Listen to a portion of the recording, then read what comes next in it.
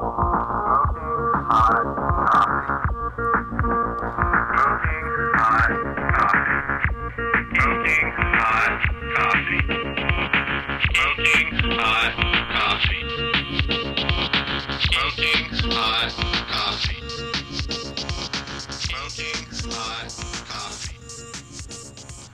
everybody, my name is Amul Patel. I'm in Los Angeles. You're watching the Smoking Hot Coffee Show, where we cover internet startups, design, marketing, monetization.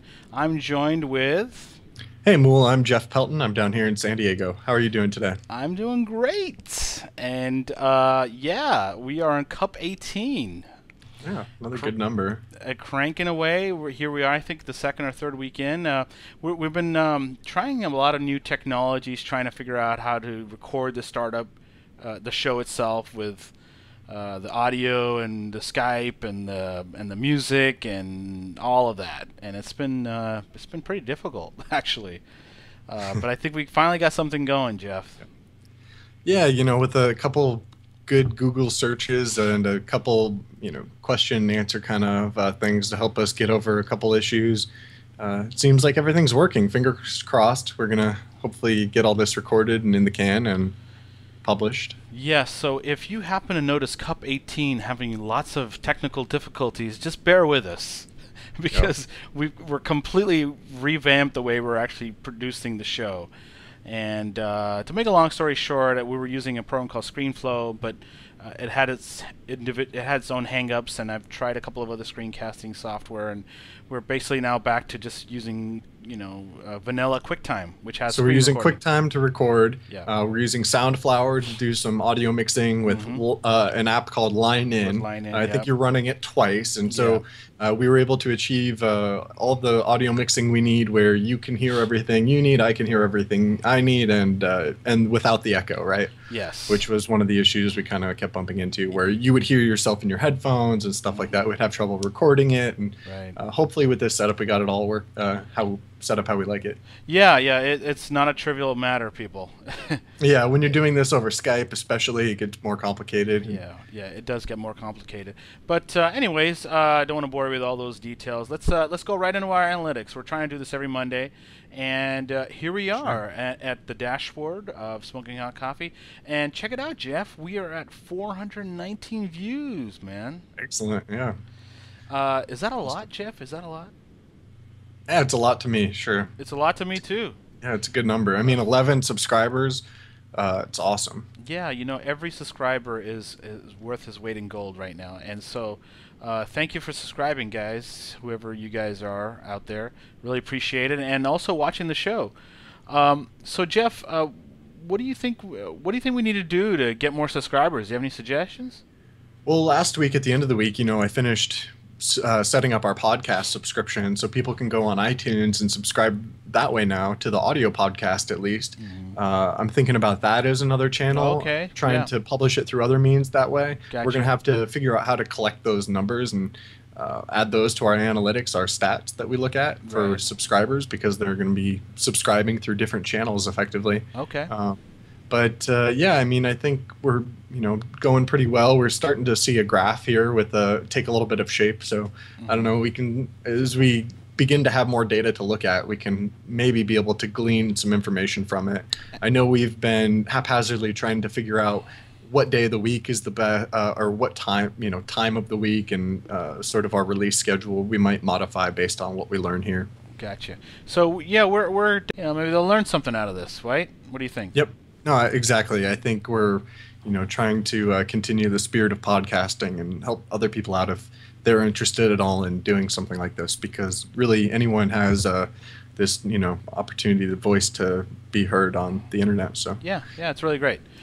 So with that, let me jump right into our Twitter feed here. So Joe Peters responded to us, giving him a shout out, and he says, @Amul_Patel and @Comster, hey guys, really enjoyed @SmokingHotCoffee, neat idea.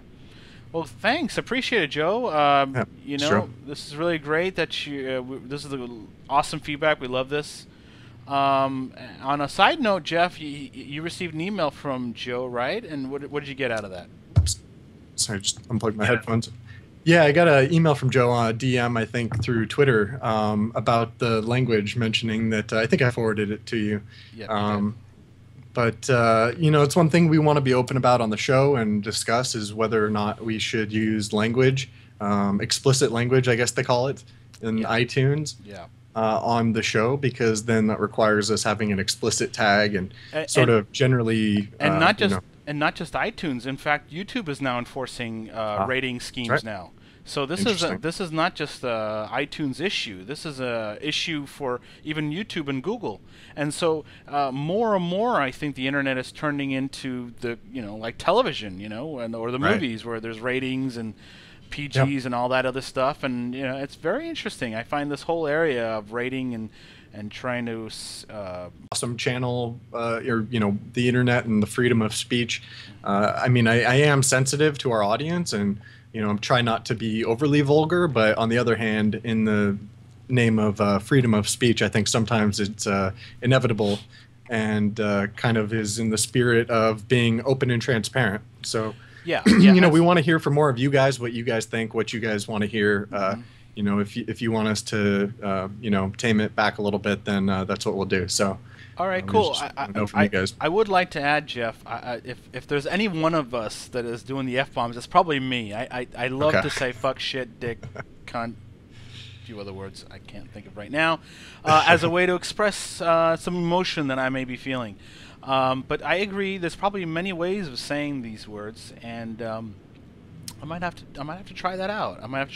It can't, it can't hurt. It may not be as vulgar and explicit, but in the interest of possibly monetizing the show with sponsors, that'll probably really help us out, right, Jeff?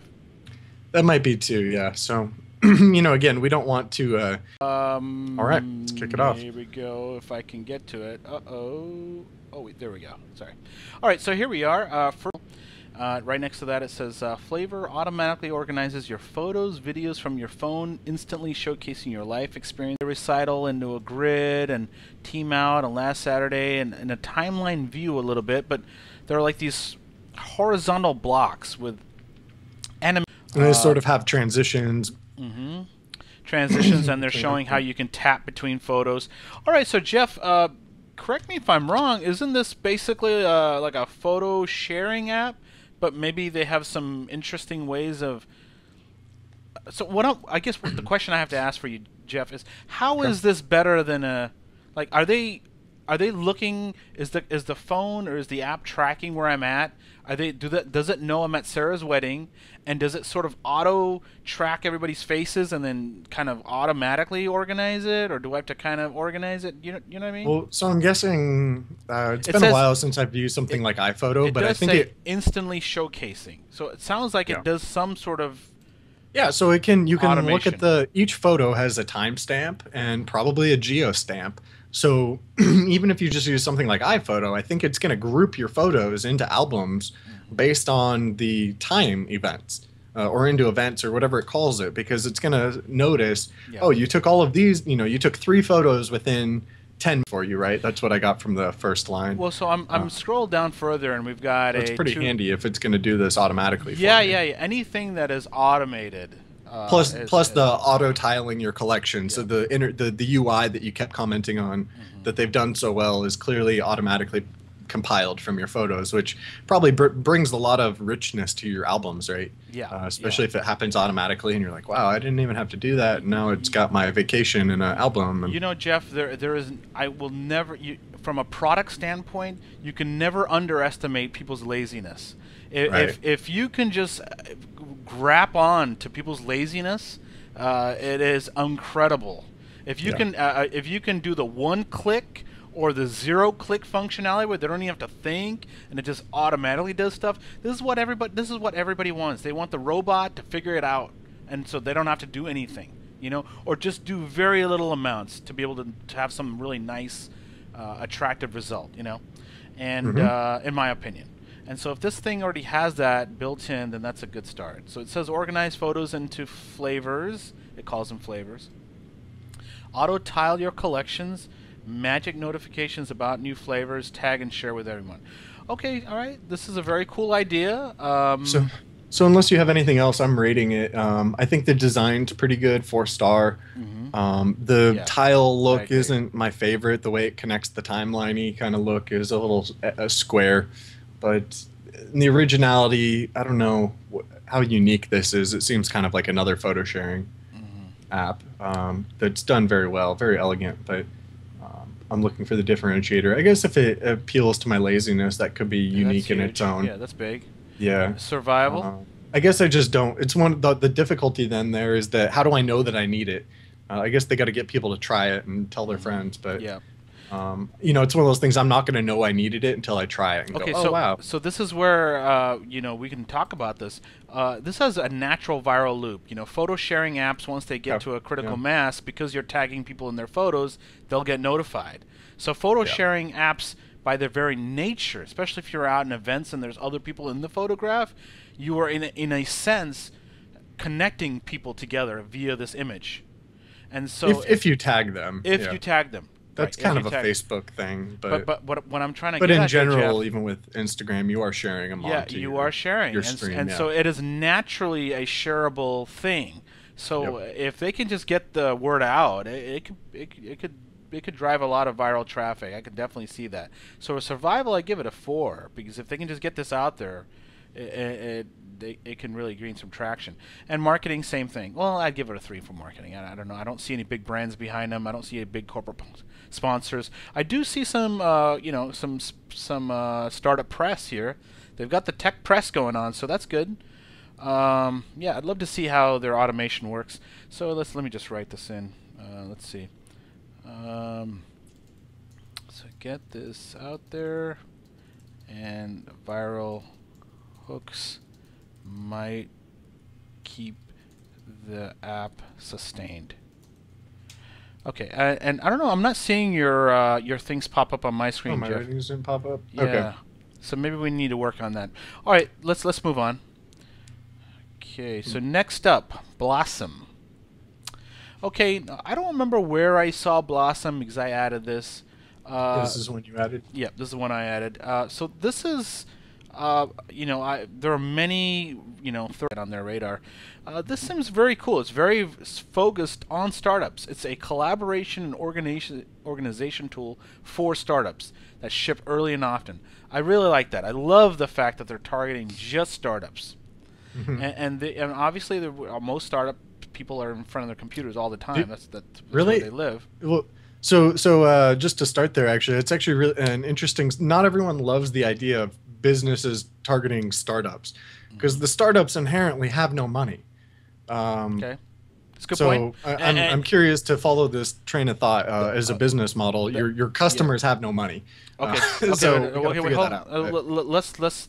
let's correct that. I don't think they have no money, but they are running on limited funds, and money is, you know, they have to try to keep their burn rate as low as possible. So to that end, maybe this helps. So that end, if this helps them collaborate and organize themselves, and this is worth every dollar, right, they spend on it, correct? Yep. Okay. Yeah. So let's look at this product. Explain to me what this is, since you found this here. So I didn't really look at this too deeply, but I just love. We have some screenshots on the homepage, but I can't really tell what it does. So it looks like it's going to aggregate some services. Yeah. So I was attracted by the look of it. It was beautifully designed. I think I found it looking into Backbone, and I think they use Backbone as their back end. But so anyway, it says Lean Product Management Idea Collaboration Organization Tool. They've got about 3 screenshots. And the middle screenshot looks like there's like a flow, proposal to do, in progress party. And it kind of reminds me of that card app that the Fog, you know, what's that name of that? Trello. Yes. You remember that? It reminds a little bit like that, a little bit of that layout. So then it's got a pricing, plans and pricing, call to action, which, you know, I'm probably not going to click on, so I can skip that. Ideal for developing mobile and web apps. Going at an incredible pace, trying to focus while building the next Facebook. We built Blossom exactly for you. Okay, that's cool. Everything in one place, manage the whole development process, and it's got HipChat, GitHub, Kissmetrics, Mixpanel. So they're aggregating a lot of the sort of services startups use. And then it says product, what to focus on, who's doing what. And then it looks like they have an overview of the whole team and what sort of things are in It's called feature pipeline. So what features people are working on. So that's a very specific thing to startups. Yeah. And then share and discuss inspirations. Oh, that's cool. Collect mockups, tech talks, tweets. Oh, that's pretty nice. Great artist steal. I like that a lot. So this is in my opinion, they're startups themselves. This is probably exactly something that they would build for themselves. And yeah, this is scratching your own itch. Yep. Great idea. Great idea. They got some testimonials here. Lightweight, intuitive to use. Focus on what matters. Built together. Okay. And they've got a bunch of logos from 500 startups, Techstars, Facebook, blah, blah, blah. So, yeah, they've got a lot of guys using it, a lot of incubators using it.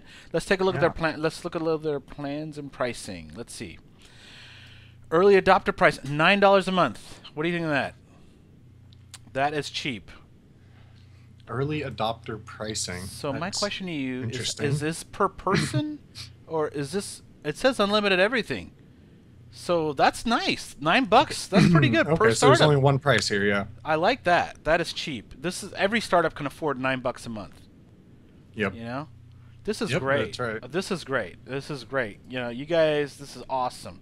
I would really like to see, honestly, though, Jeff, is a breakdown between the differences between a 37 Signals product and this.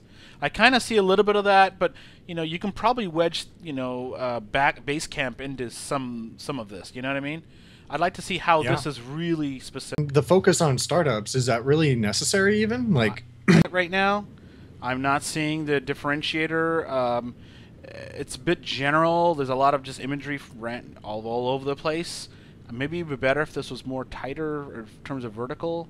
Maybe if they just pushed me into people that are already commenting and I'd see some social activity. I'm not seeing a lot of that right now. The two I clicked on didn't really have anything. So maybe it's still early days, but I'd love to see more of that. So I'm going to go start rating these guys. I give these guys a 3 for design. It's beautifully designed, but it's sluggish, and that's part of the design. Originality, I'm not seeing that yet, Jeff. So I think the design is nice, but it needs a little bit of polish on the end, right? Like you said, it looks good, but it's got to have the follow through with the speediness. Yeah. Survival, I don't know, Jeff. I'm not. Yeah, so I gave it a 2. I give it a 2 on too. survival. I again, like with the others, it needs either a stronger vertical or a stronger differentiator. Or a community. The seed. It's the seed. Yeah. The seed right now. I'm not. It's right now a bit of a ghost town. It's a little town. bit too broad. And I'm clicking on it, and there's nothing there, and I'm like, okay. And then I click on something else. There's nothing really there. And to be honest, to SciPop, you know, I only just clicked on 2. So if you guys are listening, so forgive me for my harshness, but I'm just being honest. We don't have a lot of time to cover things, so it's a 5-minute cover. With that, I'm going to give it a 2 for marketing. Go ahead, Jeff. Yeah, I love the vision. I just need to see it, right? We've seen other things like this, like Pinterest and whatever, so we need to know what the value add is on top. What's going to get me to log in? How are you going to, you know, be more intelligent than the other sites that are already doing this? Yeah, so... but I do love it. It's a neat, great UI, different, and hopefully they finish polishing it up and maybe get us signed up. Yeah, I'd love to see more of the community. Keep going, guys. Make it work. All right, so let's move on. Here we are, Nextdoor. Oh, this is very cool. Okay, so this is a Nextdoor.com. What an awesome domain name. That is a great domain name, Jeff. Nextdoor.com. Very good. And it's a beautiful site. Here we go, another full screen type site. We've got a large image of it looks like a neighborhood of a sort of like a park, or I don't know what that is, a street, and it says the private social network for your neighborhood. Very cool. I love this idea of having a private network within your own neighborhood. I think it's an awesome idea. It's such a massive vision. I don't even know where to begin if I was a startup to do this. Like, where do you start? Do you start in California? Do you start in Los Angeles? Like, how do you even... this is like the local thing is like the hardest nut to crack. But, I mean, my hat's today, Los Angeles Times. What do you think, Jeff? Maybe they got some big money behind them. Yeah, I'm sure they do. I think they're a Y Combinator company. Okay. I forget how I found them. I think I bookmarked them, ran across them in the news. Okay, so Jeff, it says they have 8,000 neighborhoods already on board. So they do have some traction. Well, let's see a neighborhood in action. How about that? I'd love to see that. Let's got a call to action, I think, next to the laptop. Oh, there you're right. Okay, so we're seeing when neighbors start talking, good things happen. Build a stronger neighborhood, connect with your neighbors, keep your neighborhood safe, share goods and recommendations. So what's nice about this startup actually is it goes in the category of offline, right? Yes. In a way, or connecting online and offline. I think we may have mentioned like meetup.com is kind of uniquely that way, where there's sort of a passion for getting people together in real life. Yeah. No, I think this absolutely covers that territory. So we're going to click on a neighborhood in action, and here we are, next door Alta Hill. I don't know where Alta Hill is at. It's some neighborhood somewhere. Apparently there's 145 neighbors here. There's 153 nearby neighbors. That's interesting how they're categorizing different sets of neighbors. And then there's a feed. There's some photos here, people here. That's cool. And where people are, families live in there and they have money and they do care about their neighborhood. This could really work. I don't know if this is going to work in the hood. You know what I'm saying? But I'm being honest. I think certain affluent neighborhoods, they have money, they have access, they have maybe a little bit of time, they may be more interested in their neighborhood. I think it would work well, especially certain suburbs. Yeah, absolutely. I think people are screaming for this sort of thing. We may have mentioned it on looking at some previous apps that were local Twitter stream kind of stuff. Like I feel like I'm still wondering, how come I can't just look at the tweets around me? Yes. There's still only a few specific apps, and it's very fragmented, hard to get everyone on board. The local problem, like you said, is kind of a tough nut to crack because it's all or nothing, right? Like if you don't have anyone on board, you're not going to join it, and no one will ever start it and get going. So I think if people do find a value in connecting with their community for the type of stuff that you're talking about, whatever civil, the community activities and organizing and general alerts and notifications that they're kind of showing some examples of on here. It'll be great. Of course, it's not going to be for every neighborhood, but like you said, it's going to have to kind of come from the center of it. So probably not for every neighborhood in LA, but so what do you think their business model is? So in my opinion, like Culver City, the page is really clean. Where I live, this will be an awesome little well, they're going to have to break it up into more than Culver City, right? Culver City's pretty small, big, but it's still pretty big, right? A lot of people haven't heard of it, but it's probably going to have a lot of neighborhoods just inside. It does have a lot of neighborhoods. That's correct. Yeah, I don't know how they break it up, but it's a great idea. It's a great idea. I'm looking. Within the newsfeed, we've got private messages, we've got neighbors, which is really interesting. So you can pull up a whole list of all your neighbors, with their profiles. Essentially, you can message them directly. There's a map view. So if I click on map, I get a well, let's see. Okay, I get a Google map here, and I can actually literally click on the plots, and I can actually see. Invite a neighbor. Oh, you have red and green. So there's a label at the bottom. So I can invite neighbors. This is cool. This is really great. Look at the label at the bottom. Members are green, invited are orange, and pending. So great. And the red blocks are not. This is really great. So these are people that are on, and these are people that are the holdouts, and so we can kind of help rally these people to get on board and join our neighborhood. Yes, you talk about the viral loop. Springs or Orange County or certain affluent neighborhoods, this would totally work. So it's a great idea. Its time has come. Maybe this will trickle down to everybody, and even in the neighborhoods that are transient. A lot of people that don't have a lot of money, they're always moving around. But there's events. This is a great idea. I think if you can combine this with some local commerce, I could totally see these guys making a killing. So how are they making money here? That's a very good question. They could totally sell the information or get add space to local vendors. They can probably do a deal thing going. There's multiple ways to slice the revenue, the monetization issue once they get the neighbors on board. The trick is just getting the neighbors on board. Okay. So let me challenge you with that then. Let's say back to the idea of that map. Let's say you're one of the holdout neighbors. Right. How are you going to get convinced that you need this? That's a good question. What's the value to you as a neighbor? That's a good question. I think it's going to come down to everybody joining. It's like if I'm one of the 4 people in the neighborhood that didn't join on, it might be a point of pride for me not to join this fucking evil social network. But I don't. There'll always be people that will never want to. There's no way to get everybody. But if you get 80 to 90% or 70 to 80%, that's great. That is awesome. At least that's most of your neighbors, and then the other neighbors, they're just, it's a free country, man. Everybody's allowed to do whatever the fuck they want. Yeah, absolutely. So it's, just and I don't know how long we'll talk about this, but I mean, you're talking about all these neighborhoods. There could be other people offering this service, right? For something like Google or Facebook, it makes sense for us to all. If next door has a competitor called, down the street or whatever, using them, if as long as our whole community is using them, it doesn't matter. So I don't know. It's going to be a battle, one neighborhood at a time. Yeah, one neighborhood at a time. Yeah. If they get you, they'll probably be locked in. But again, I'm really trying to figure out what the huge advantage is going to be for me as a take a as look a member this. in the neighborhood to be signed on. People are using Nextdoor to quickly get the word out. If there's a break-in, organize neighborhood watch group, track down a trusty babysitter, trustworthy, find out who does the best paint job in town. Here we go. Best paint job in town. Okay. That's a referral for commerce. Here's another referral for commerce. Keep an eye out for a lost dog, outgrown bike, new home. There's a million ways to slice the monetization thing.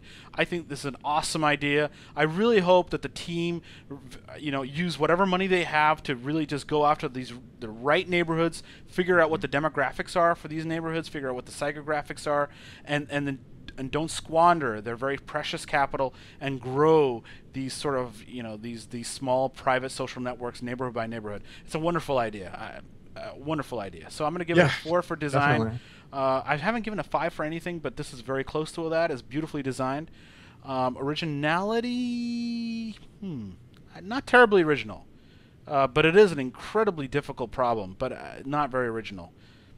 Yeah, not very original. It's about. Yeah, I mean, so the thing is, they're kind of packaging it as something new and private and exclusive. But like, I'm trying to challenge myself with arguments like, how is this different than like an email list or something, right? Like, I can totally see a neighborhood existing without this tool. So yeah. I think it's a great idea, beautifully packaged, well designed.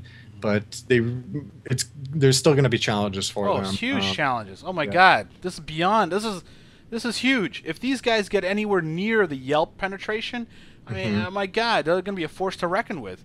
Yeah. Anyway, so a survival, I give these guys a 3. It really boils down to them being very, very, very almost ruthless with the neighborhoods that they sign up. If the neighborhood isn't responding and people aren't joining on, they need to move on. I don't know how they're evangelizing. If there's somebody going door to door, if there's a neighborhood ambassador, but either way, it's a great idea. Marketing, I give it I'll give it maybe a 4. They've gotten some big press. They've got some good PR people behind it. Keep the big PR juice flowing, guys. Keep it going. Find those ambassadors. Ambassadors. I can't spell. All right. It's okay. Jeff. Yeah, this is great. I think we'll see more of these popping up. Okay, I'm sure we'll see competitors. I'm going to refresh here and see if I can get your ratings here. Okay, Jeff, how are we doing on time? We need your feedback. Tell us if we're full of shit or if you really enjoy the show or if we need to change this or that. Tell me if I'm cussing a lot. Tell me to stop saying fuck. Whatever it is. We want to hear it. No, we definitely love it. And with that, this week I'm trying to enhance the front of the website through the website. So, not just your feedback, but you guys can actually post startups and reviews, and we'll cover all of that on the show. Yep. And so that ends Cup 18. You can reach Jeff at @Comster, or you can reach me at @Amol_Patel. Thanks for watching, everybody.